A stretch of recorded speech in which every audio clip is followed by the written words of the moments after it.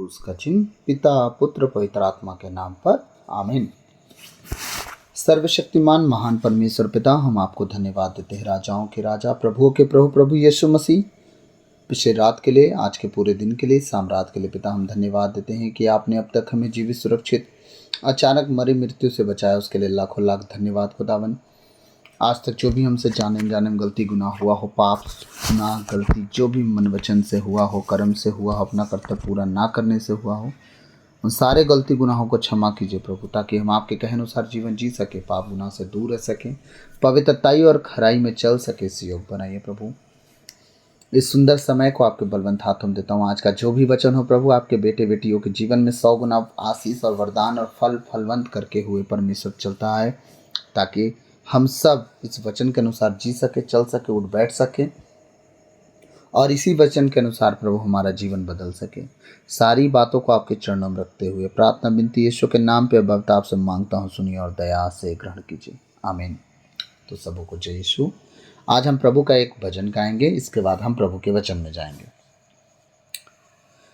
तू ही तो आधार है मेरे जीने का, तू ही तो सहारा है मेरी राहों का, तू ही तो आधार है मेरे जीने का, तू ही तो सहारा है मेरी राहों का। प्रभु से कहें, प्रभु तू सहारा है, तू ही आधार है, तू जीने का वो मार्ग है जिस पर हम चले तो कभी ना ठोकर खाएंगे ना डगमगाएंगे। मैं ना तो आंधी से ना डरूंगा कोई गम से, मैं ना तो आंधी से ना डरूंगा कोई गम से,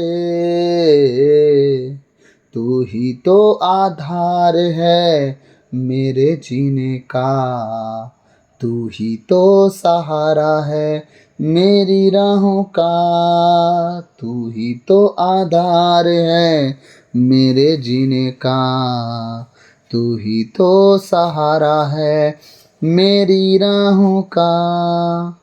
आए जो मुश्किल मेरी राहों में, टालेगा यीशु उन्हें, हर मोड़ पर वो संभाले रहेगा, रखेगा संग वो मुझे। आए जो मुश्किल मेरी राहों में, टालेगा यीशु उन्हें, हर मोड़ पर वो संभाले रहेगा, अपने ही पंखों तले। मुझको ना कोई गम ना ही सिकवा गिला होगा, मैं ना तो आंधी से ना डरूंगा कोई गम से, तू ही तो आधार है मेरे जीने का, तू ही तो सहारा है मेरी राहों का, तू ही तो आधार है मेरे जीने का, तू ही तो सहारा है मेरी राहों का। Thank you Lord. आप हमारे सहारा हैं, आप हमारे मार्ग हैं, आप सत्य हैं, आप जीवन हैं, आप जीवन की ज्योति हैं, आप जीवन की रोटी हैं, आप जीवन के जल हैं, आप मुक्ति के कटोरा हैं, आप स्वर्ग राज के द्वार हैं प्रभु। आप सब कुछ हैं, आप आदि हैं, आप अंत हैं, आप शुरू हैं, आप और वास्तव में परमेश्वर, शुरुआत जब पूरी दुनिया सृष्टि ब्रह्मांड की हुई उससे पहले आप थे प्रभु, और सब कुछ खत्म होने के बाद भी आप सदा ठहरे रहेंगे। आपके जैसा ना तो कोई था, ना कोई है, ना कोई होगा। आप अपने बेटियों से, बेटों से, अपने उन सब लोगों से एक चीज़ चाहते हैं जिसे आपने अपने हाथों से बनाया, कि तुम मेरे हाथों की रचना हो, बस तुम मेरे कहे अनुसार चलो। और वो कुछ नहीं चाहता हमसे, वो हमसे बस इतना ही चाहता है कि हम उसके कहे अनुसार जीवन जिए। उसका कहना क्या है हमारे लिए? उसका कहना है कि हम पाप ना करें, उसका कहना है हम बुराई ना करें, उसका कहना है हम पराये धन की लालच ना करें, उसका कहना है हम व्यभिचार ना करें, उसका कहना है पराये स्त्री की लालच ना करें, उसका कहना है हम चोरी ना करें, उसका कहना है हम माता पिता का आदर करें, उसका कहना है हम परमेश्वर का आदर करें, उसका नाम व्यर्थ ना लें, उसकी इज्जत करें, उसको सारे हृदय से, सारी शक्ति, सारी बुद्धि से प्रेम करें, उसके दिन को व्यर्थ ना करें, उसके दिन को खराब ना करें। सब कुछ परमेश्वर जो चाहता है बस उतना ही तो चाहता है हमसे, कि वो गलतियाँ जो परमेश्वर नहीं चाहता हम करें, वही गलतियों के लिए वो हमसे दुखी होता है जब हम उसे दोहरा देते हैं। वो जो चाहता है कि हम ना करें, बस हम वही अगर ना करें तो खुदा हमारे लिए सब कुछ करने के लिए तैयार है। आज मैं साबित करूंगा इन सब बातों को कि खुदा अगर सब कुछ करने के लिए तैयार है तो कब करता है, वो भी आज आपको पता चल जाएगा। मैं आपको बताऊंगा। आज हम मेरे साथ निकालेंगे वचन, विधि विवरण ग्रंथ अध्याय 8, पद संख्या हमारा 6 है, लेकिन हम 5 से पढ़ेंगे, ठीक है। 5 और 6 पुराना विधान 233 पेज पे मिल जाएगा। 233 पेज पुराना विधान, विधि विवरण ग्रंथ अध्याय 8, पद संख्या 5 और 6। इसलिए यह समझ लो कि जैसे कोई पिता अपने पुत्र को अनुशासित करता है, वैसे ही प्रभु तुम्हारा ईश्वर भी तुमको अनुशासित करता है। आप एक बात मुझे समझाइए, आप अगर किसी के दबाव में ना रहो, आप किसी अनुशासन में ना रहो, आप मुझे साबित कर सकते हो पूरी जिंदगी बिना अनुशासन के आप सही रीति से चल लोगे? आप साबित कर सकते हो कि कोई आपको सिखाने वाला ना हो, आपको नियंत्रण करने वाला ना हो, चाहे वो पत्नी हो, पत्नियां भी नियंत्रण करती हैं। परमेश्वर इसीलिए दिया है कि माँ बाप का भय खत्म हो तो पत्नी का भय आ जाए, हम माँ बाप का खत्म हो भय तो पति का आ जाए, तो पत्नियां भी नियंत्रण करती हैं, पति भी नियंत्रण कर लें। मैं आप सबसे पूछना चाहता हूँ कि आपको सिखाने वाला अगर कोई ना हो, सिखाने का मतलब नियंत्रण और नियंत्रण का मतलब सिखाना, दोनों में थोड़ा थोड़ा फर्क है और बहुत फर्क है। याद रखिएगा, सिखाने वाला अगर ना हो तो हम कुछ नहीं सीख सकते, और याद रखिएगा सिखाने वाला जब हमारे जीवन में आता है तो नियंत्रण भी करता है। सिखाते सिखाते प्रैक्टिकल भी करता है कि ऐसे चलना है और ऐसे नहीं चलना है। वो सिखा भी रहा है, नियंत्रण भी कर रहा है। सिखाना मतलब होता है ऐसे नहीं करना, जब नियंत्रण करने का मतलब जब आप जो कहा गया नहीं करना है, जब आप करने लगते हो, वो व्यक्ति आपको टोका टाकी करता है। देखो हमने तुम्हें सिखाया था ऐसे नहीं करना, तुमने ऐसा किया। इसी को कहते हैं नियंत्रण करना। थोड़ा थोड़ा फर्क है, फर्कों को समझना है हमें, ठीक है। प्रभु ने कहा इसलिए यह समझ लो कि जैसे कोई पिता, कौन पिता, अपने बच्चे को बचपन से नियंत्रण करता है कि नहीं? वो करता है। कैसे करता है? जब बच्चा जाता है आग छूने, बाप मना करता है, बेटा आग मत छूना, हाथ जल जाएगा, ठीक है। जब बात टब के पास या पानी वाले टब के पास जब बच्चा जाता है तो बाप जानता है इस बच्चा अगर टब में गिरा तो संभल नहीं पाएगा, डर भी जाएगा और सांस भी ले लेगा, उसकी जान भी जा सकती है। इसलिए पानी के टब के पास जाने से उसे नियंत्रण करता है, उसे सिखाता है, मना करता है वहाँ मत जाना, ठीक है।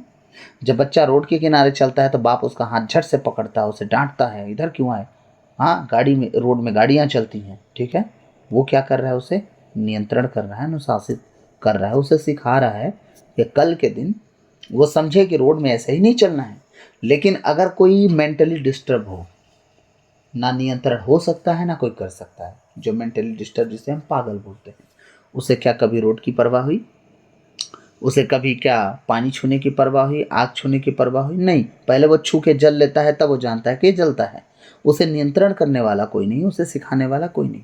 लेकिन हाँ, यहाँ विषय बहुत बड़ा है, यहाँ विषय कुछ और है। हमारा सिखाने वाला भी हमारा खुदा है, हमारा नियंत्रण करने वाला भी हमारा खुदा है। वो खुदा हमारा प्रभु है, हमारा यीशु। उसे खुदा कह सकते हैं, ईश्वर कहते हैं, प्रभु कहते हैं, ऊपर वाला कहते हैं, गैर जातियों से बहुत से नामों से बुलाते हैं, ठीक है।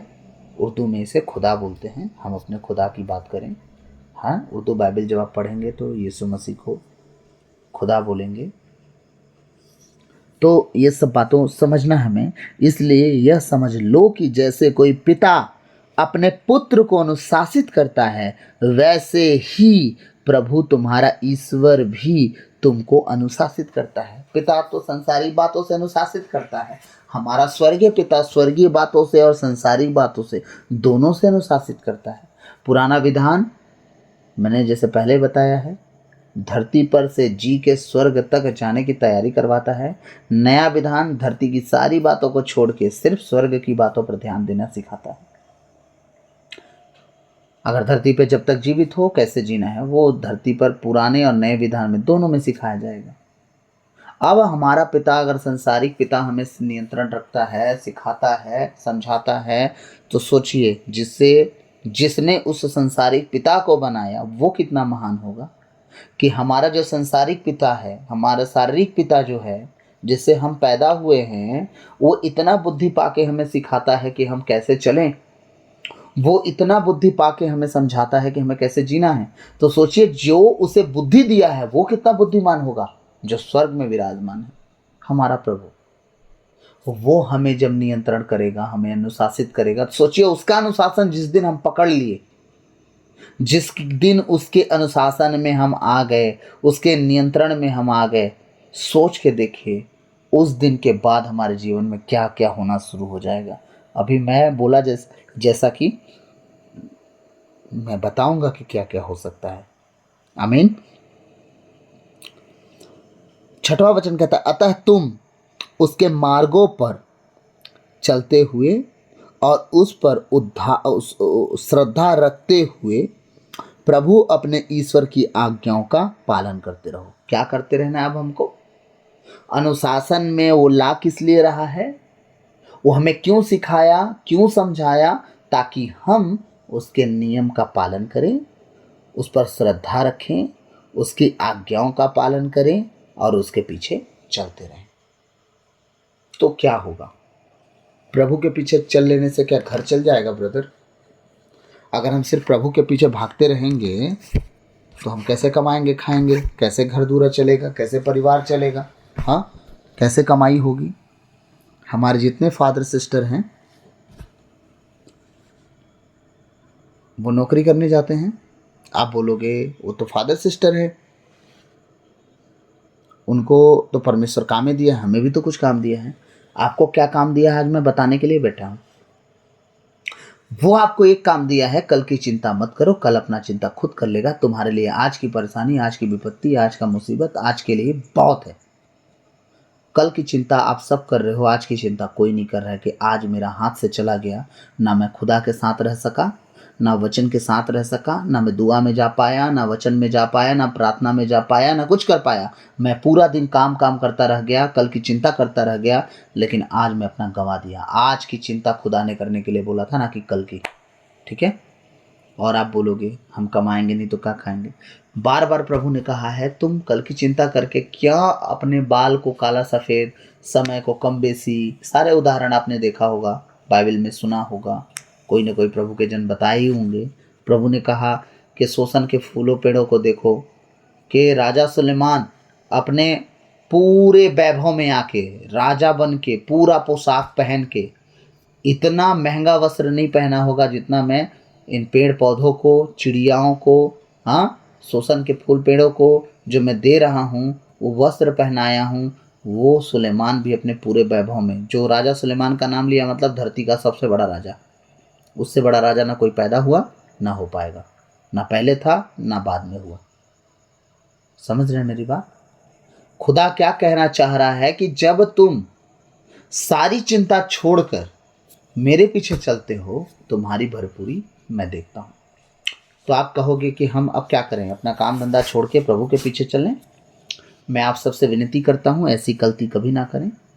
जिसे काम मिला है वो खुदा की ओर से मिला है। आप अपनी बुद्धि विवेक से पा जाते, 2-4 ठौर दिला दीजिए, इसका मतलब आप अपने बुद्धि विवेक से नहीं पा सकते। आपने पढ़ाई किया, आप ग्रेजुएट हुए और आप क्वालिफाइड हुए जिस काम के लिए, वो खुदा का मर्जी था। बहुत लोग रहे होंगे सिलेक्शन में, उनकी भर्ती नहीं हुई, पर आपका सिलेक्शन हुआ, आपकी भर्ती हुई। इसका मतलब अगर पत्ता भी हिलता है तो खुदा की मर्जी से हिलता है, आपकी और मेरी मर्जी से कुछ नहीं होता। ठीक है? तो जिसे काम मिला वो काम करे, जिसे काम नहीं मिला है कम से कम वो ध्यान दे कि मुझे अगर काम नहीं मिला तो मैं अगर क्रिश्चियन हूँ, गैर जाति नहीं हूँ, खुदा का बंदा हूँ, तो मुझे जिम्मेदारी बनती है अपने खुदा के पीछे बराबर चलने का। सब चिंता छोड़ के सारी विपत्ति छोड़ के, सारी परेशानी छोड़ के, सारी मुसीबत छोड़ के, अपनी कमी घटी को छोड़ के, अपना आने वाला समय को छोड़ के, हम सब कुछ छोड़ के सिर्फ और सिर्फ प्रभु के पीछे चले। मैं आप सबसे बताऊं एक छोटी सी गवाही। मैं जॉब करता था, बहुत मेरी जॉब छूटी, बहुत जॉब छूटी, इतनी जॉब छूटी कि मैं परेशान हो गया ये सोच के कि मेरी जॉब छूटती क्यों भाई। लास्ट जॉब जो मेरी छुट्टी है, मैं बहुत खुश था उस जॉब से। मैं अपने फादर जी से काउंसलिंग करवा के अपनी वाइफ को अकेला छोड़ के जॉब करने चला गया था, और मैं खुश भी था, बहुत अच्छा चल रहा था, लेकिन सुकून नहीं था। अभी मेरी वाइफ का सैलरी कम है, और वो गवर्नमेंट जॉब में है, प्यून पोस्ट में, उसकी सैलरी कम है। लेकिन मैं प्राइवेट जॉब करता था, पढ़ा लिखा भी नहीं हूँ ज़्यादा, लेकिन फिर भी मेरे काबिलियत पे, मेरे काम के ऊपर जो मैं काम करता था फील्ड वर्क, मैं इतना सेलिंग बढ़ा दिया था कि मेरी सैलरी, आज जो लड़के काम कर रहे हैं मैं उनसे ऊपर भी होता, 4 लड़के मेरे नीचे होते अगर मैं उस जॉब को उस दिन नहीं छोड़ा होता तो। मुझसे कहा गया था कि रोहित सिंह, इस साल आप काम करो फील्ड वर्क, अगले साल 4 लड़के आपके नीचे होंगे, आप उनको गाइड करोगे और इस जिले के आप देख रेख करने वाले होंगे, ठीक है। और इसके बाद मेरी सैलरी बढ़ने की बात हुई थी कि जितना अभी आपको मिल रहा है उसका ठीक 4 गुना मिलेगा। मतलब उस टाइम में 11,000 12,000 पाता था, बोले थे कि आपका 4 गुना सैलरी बढ़ेगी। और आज जो लड़के काम कर रहे हैं उनकी सैलरी 38,000 हो गई है। सोच के देखिए खुदावन मुझे कितना ऊंचा उठाता अगर मैं उसके अनुसार चलता तो। लेकिन मैं उसके अनुसार कभी नहीं चला। मैं जॉब के पीछे भागा, खुदा के पीछे कभी नहीं भागा। खुदा को जाना तो भी उसके पीछे नहीं भागा। मैं खाली सोचता था अब कमाऊंगा, तब कमाऊंगा, अब कमाऊंगा, कब कमाऊंगा, कब रखूंगा, कब जोड़ूंगा। ओ भाई, जितनी सैलरी आने से पहले मैं एडवांस लेके अपनी सैलरी ख़त्म कर देता था। सोच के देखिए, मेरे खर्च कुछ नहीं थे। मैं प्रभु में आने के बाद नशे उसे सब छोड़ दिया था, मेरे कोई खर्च नहीं होते थे, लेकिन फिर भी मेरी सैलरी मिलने से पहले मैं एडवांस लेके पूरे पैसे ख़त्म कर देता था। सोच के देखिए, जो कल की चिंता करके जोड़ते हैं ना, धन को इकट्ठा करना चाहते हैं, भर भर के, दबा दबा के, कल आने वाली पीढ़ी के काम में आएगा, मैं सच सच कहता हूँ, उसकी चिंता छोड़ दो। आपको जोड़ना है ना, आपको इकट्ठा करना है, तो प्रभु ने खुद रास्ता भी दिखा दिया। अगर इकट्ठा करना है तो स्वर्ग में धन इकट्ठा करो। क्या लेके आया बंदा क्या लेके जाएगा, सीधी बात है। तो आप कहोगे क्या हम अपने औलाद के लिए ना जोड़ें? अरे तुम जोड़ो, कब जोड़ोगे? जब खुदा जोड़ने देगा तब ना। तो खुदा के पीछे चलो तो जोड़ तो सकोगे कम से कम। अगर जोड़ना ही है तो परमेश्वर के पीछे चलो। अगर तुम्हें भविष्य की चिंता करनी है, आने वाली पीढ़ी की चिंता करनी है, उनके लिए व्यवस्था बनाना है, तो परमेश्वर ने एक बात कहा है, भूलना नहीं आप। परमेश्वर ने कहा श्राप 4 पीढ़ी, आशीष 1000 पीढ़ी। आप आज जो बीज बो रहे हो, याद रखना आप भी काटोगे जीते जी, और मरने के बाद आपकी औलादें काटेंगी। राजा दाऊद ने जो बोया उसका बेटा सुलेमान भरपूरी में काटा। राजा दाऊद से कहीं ज्यादा अमीर राजा सुलेमान था। राजा दाऊद जैसे कै राजा को राजा सुलेमान खरीद सकता था अपने दिनों में, इतना अमीर हो चुका था। राजा दाऊद कितना अमीर था कि उसकी जुटाई हुई लकड़ियों से पूरा महल बन गया, घटा नहीं। लेकिन राजा सुलेमान राजा दाऊद से कितना अमीर हो गया? क्यों? वो परमेश्वर के राज्य के लिए राजा दाऊद इकट्ठा किया था बहुत सा बहुमूल्य पात्र, सोने चांदी, हीरे मोती, कांसा तांबा लोहा लकड़ी, सब कुछ राजा दाऊद इकट्ठा किया था। वो बीज बोया अपने राजभवन का। वचन कहता है दाऊद राजा अपने राजभवन का जितना सोना था पूरा परमेश्वर के भवन के लिए दे दिया था। राजा अपने लिए भंडार में बचाता है ना कुछ, अकाल पड़ गया, विपत्ति पड़ गई तो कैसे करेंगे, लेकिन राजा दाऊद ऐसा नहीं सोचा था, परमेश्वर के लिए पूरा बीज बो दिया। और परमेश्वर क्या किया? दबा दबा के, हिला हिला के स्वर्ग का झरोखा खोल दिया, धरती का छुपा खजाना अपने बेटे, उसके बेटे सुलेमान के लिए भर दिया। आप परमेश्वर के पीछे चलने वाले बनो, कल की चिंता छोड़ दो। परमेश्वर ने क्या कहा आपसे? अनुशासन में रहो, जो मैंने सिखाया उसको करो, उसका पालन करो, ठीक है? अनुशासन में रहो, अतः तुम उसके मार्गों पर चलते हुए और उस पर श्रद्धा रखते हुए अपने ईश्वर की आज्ञाओं का पालन करते रहोगे। बस इससे ज़्यादा आपसे परमेश्वर कुछ नहीं चाहता। तो आप कहेंगे कि भैया फिर कैसे होगा? मैंने कहा ड्यूटी जाते समय किसी को गाली देना ज़रूरी है? ड्यूटी जाते समय बुराई करना ज़रूरी है? ड्यूटी जाके इसकी बात उसकी बात करना ज़रूरी है? ड्यूटी जाने के बाद आपको अपने प्रभु को याद नहीं करना ज़रूरी है? आपको याद करना ज़रूरी है, नहीं याद करना ज़रूरी नहीं है। आप जब किसी से बात कर रहे हो, उठ बैठ रहे हो, किसी को देख रहे हो, तो क्या आप ये बात मान के देख रहे हो, उठ बैठ रहे हो कि आपका प्रभु निरंतर आपको देख रहा है, आपको सुन रहा है, आपके अंदर जो चल रहा है उसको भी देख रहा है? अगर जिस दिन उसका भय आ गया ना आपके अंदर कि आपको वो अंदर से भी और बाहर से भी देख रहा है, उस दिन से आपसे गलतियां ना होंगी। और परमेश्वर क्या चाहता है? अनुशासन के अंदर रहो, अनुशासन से बाहर मत जाओ, गलतियां ना करो, मेरे वचन के अनुसार बने रहो, मेरी आज्ञाओं का पालन करो, मुझ पर श्रद्धा रखो। श्रद्धा मतलब विश्वास, भरोसा। श्रद्धा का मतलब होता है उस पर भरोसा रखो, विश्वास रखो कि वो जो है सो है, वो है, ना बदलेगा, ना बदला है, ना बदलता है, वो जैसा है वैसा रहेगा और आगे भी रहेगा। ठीक है? हमारे प्रभु के साथ आपका रिश्ता अगर इस तरह जिस दिन हो गया कि मेरा प्रभु सुन रहा है, देख रहा है, मैं सब कुछ करूं लेकिन अपने प्रभु को ना भूलूं, मैं सब कुछ करूं अपने प्रभु को उपस्थित जानकर अपने साथ खड़ा देखकर अगर चलूं, मेरा प्रभु सब कुछ संभालेगा। कैसे संभालेगा ब्रदर? अब मैं आपसे पूछ रहा हूं, जब इजरायली परमेश्वर का बात मान गए, मूसा का कहा परमेश्वर का कहा हो गया, परमेश्वर का कहा मूसा का कहा उनकी नज़र में हो गया। मूसा ने कहा यहाँ से निकलना है तो निकलना है, परमेश्वर का आदेश है। इजराइलियों ने कहा ठीक है, जब निकलना है तो निकलना ही है। मैं आपसे पूछूं, 40 साल तक कितना खेती किए थे इजराइली? 18-20 लाख से ऊपर लोग थे। मैं आप सबसे विनती करता हूँ, मुझे बताएं आप लोग, पुराने विधान की बात कर रहा हूँ मैं, नए विधान में तो प्रभु साफ साफ कह दिए हैं। ठीक है? खेत के फूलों को देख लो, हाँ, चिड़ियाओं को देख लो, पक्षियों को देख लो, वो ना बोते हैं, ना काटते हैं, ना बुनते हैं, ना पहनते हैं। तो अब ये मत कहो कि अब हम भी छोड़ दें। नहीं, आपको जो मिला है करो, नहीं मिला है तो प्रभु के पीछे चलो। आज उल्टा हो गया है, जिसको नौकरी नहीं मिली दारू पी रहा है, जिसको नौकरी नहीं मिली व्यभिचार कर रहा है, जिसको नौकरी मिल रही है बुराई कर रहा है, स्टाफ रूम में बैठ के दूसरे की बातें चल रही हैं। मैंने क्या कहा? खुदा के पीछे चलने का बहुत बड़ा रीज़न है, उसे आप शॉर्टकट में मत लेके जाओ कि प्रभु तो सब जानता है, नौकरी है, ड्यूटी करके आते हैं, थक जाते हैं, शादी पार्टी होती है तो थकते हैं आप, एक्स्ट्रा एनर्जी कहाँ से आ जाती है आपको? हाँ, और घर में अगर मान लीजिए प्रभु की इच्छा पूरी हो, हमारी नहीं, घर में ऐसा कोई कांड हो जाता है जब हम चाह के भी अपनी मर्जी नहीं चला सकते, तब नींद आती है? नहीं ना, दुखी होते हैं ना। अरे वो कांड ही ना हो, वो विपत्ति ही ना आए, इसलिए तो खुदा के साथ हमें उठना बैठना है। हाँ, ताकि रोने का कारण ना बन जाए। दूसरी बात, 40 साल तक इजरायली लोग चले मिस्र से लेकर कनान के बीच, कभी उन्होंने हल का मुठिया पकड़ा और खेत में हल चलाया, बीज बोया, कटनी काटा? नहीं। कल की चिंता किए? नहीं। रोए, गाय पीटे, जो भी किए, खुदा आकाश का झरोखा खोल दिया, उन्हें खाना खिलाना शुरू कर दिया। अब मुझे कितना बड़ा उदाहरण देना पड़ेगा? मैं पूछूं, मूसा लगभग 120 दिन का उपवास किया, लगभग एक साथ। एक बार 40 दिन 40 रात जब पार्टी लेने गया था, ठीक है।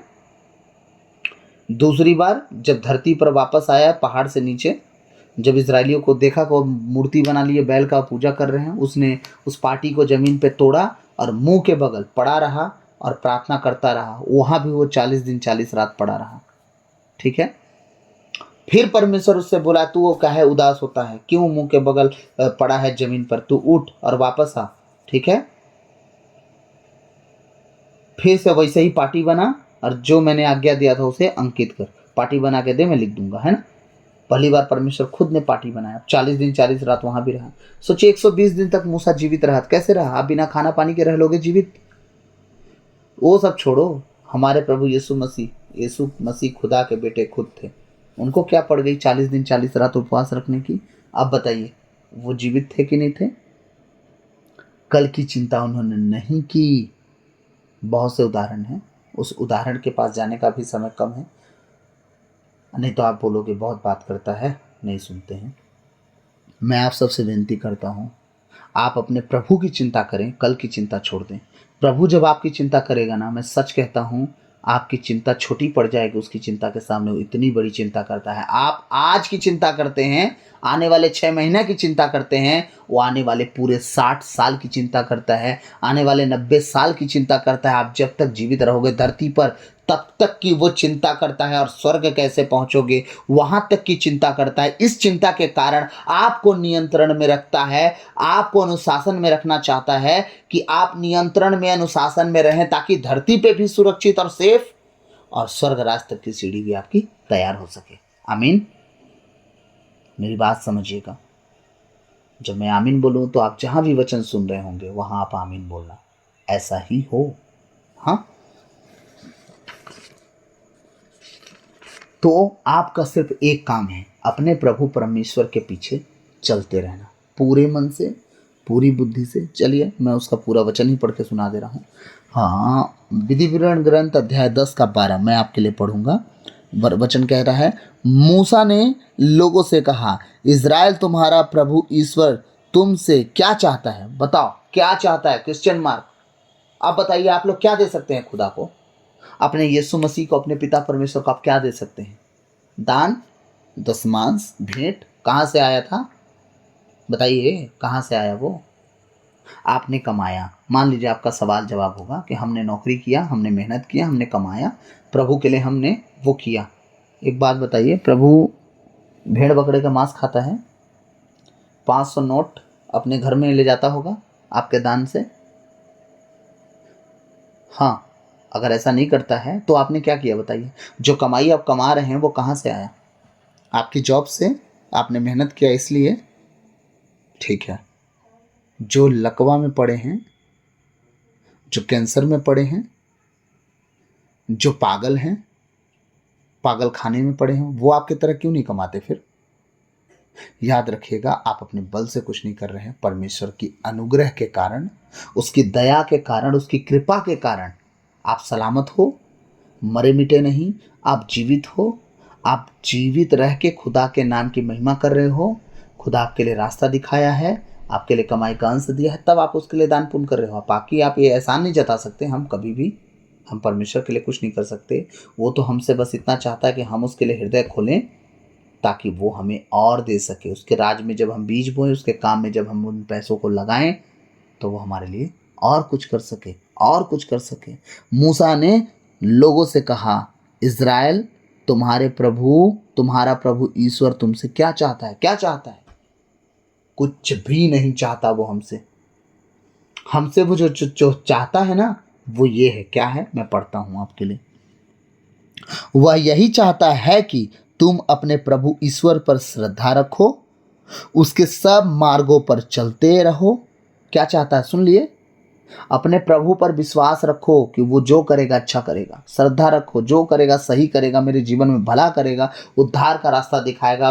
वो मुझे जो भी देगा ना, भरपूरी से देगा, वो कभी घटी ना होने देगा। प्रभु मेरी चिंता करता है, मुझे किसी बात की कमी घटी नहीं होगी। ठीक है, वो क्या चाहता है हमने सुना। वह यही चाहता है कि तुम अपने प्रभु ईश्वर पर श्रद्धा रखो, उसके सब मार्गों पर चलते रहो। सब मार्ग मतलब 10 आज्ञा पढ़ लेना, वो सारे रास्ते हैं, उन पर चलना है आपको। ठीक है, चोरी का मार्ग नहीं करना है, व्यभिचार का मार्ग नहीं पकड़ना है, हत्या ना करना नहीं करना है। वो सब मार्ग है, उन रास्तों में नहीं जाना है। हाँ, क्या कह रहे हैं? उससे सारे मार्गों पर चलते रहो, उसे प्यार करो, सारे हृदय और सारी आत्मा से अपने प्रभु ईश्वर की सेवा करो, और प्रभु के उन सब आदेशों तथा नियमों का पालन करो जिन्हें मैं आज तुम्हारे कल्याण के लिए तुम्हारे सामने रख रहा हूँ। किसके कल्याण के लिए? मूसा के कल्याण के लिए, हारून के कल्याण के लिए, उसकी बहन मरियम के कल्याण के लिए? नो, आज तक जो बाइबल पढ़ रहा है उसके कल्याण के लिए है। आने वाले 100 साल बाद जो बाइबल पढ़ेगा उसके कल्याण के लिए है बातें।